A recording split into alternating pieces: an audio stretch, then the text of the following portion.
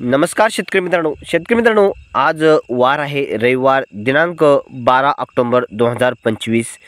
मित्रांनो, आज आपण माहिती घेऊयात की निर्यातदार जे बांगलादेश बॉर्डर येथून कांदा निर्यात करतात यांच्याशी आपण आज संपर्क साधणार आहोत की बांगलादेशमध्ये कांदा निर्यात कधीपासून सुरू होणार आणि निर्यात होणार का नाही याविषयी आपण यांच्यासोबत कॉलद्वारे संपर्क साधला आहे।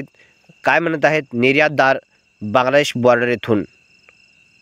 जी मैं महाराष्ट्र सोलापुर से बात कर रहा हूँ सर, संदीप जाधव। हाँ बताइए। बांग्लादेश एक्सपोर्ट क्या हालचाल है सर, हो गया क्या नहीं? ओनियन का?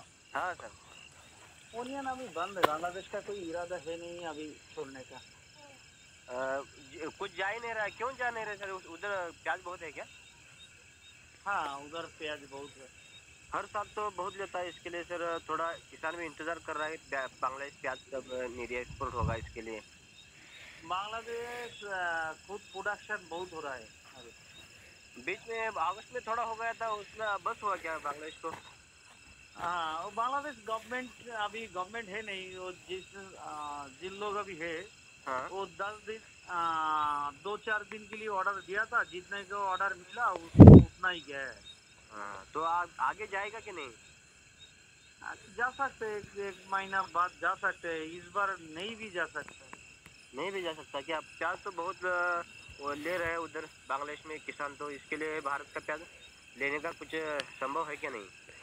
नहीं अभी संभव नहीं है। नहीं। वही जानकारी के लिए कॉल किया था सीधा आपसे बात करने के लिए। ठीक।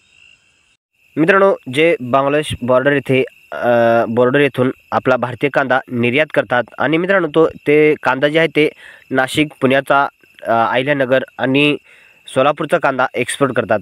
मित्रांनो, हे निर्यातदार खूप जुने आहेत, यांना चांगला विश्वास आहे की बांग्लादेश बॉर्डर सुरू होईल असं त्यांना वाटत होतं, पण बांग्लादेशमध्ये सध्या कांद्याचं उत्पन्न जे आहे ते शेतकरी भरपूर प्रमाणामध्ये घेत आहेत असं यांचं म्हणणं आहे।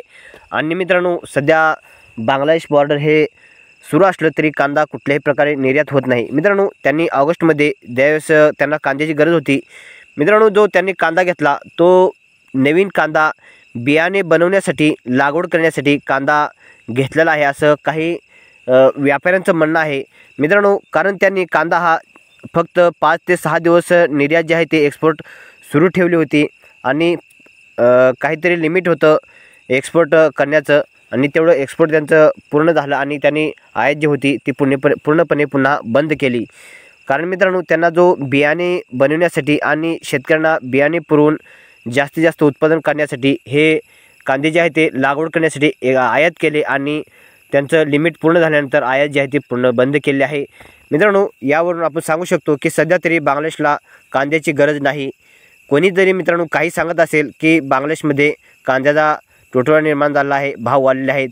मित्रांनो, तिथं सरकार काहीतरी बरखास्तच्या तयारीवर असल्यामुळे काहीतरी तिथं हालचाल चालू आहे, त्यामुळे लवकर निघणं अशक्य आहे याच्यावरून दिसून येतं। मित्रांनो,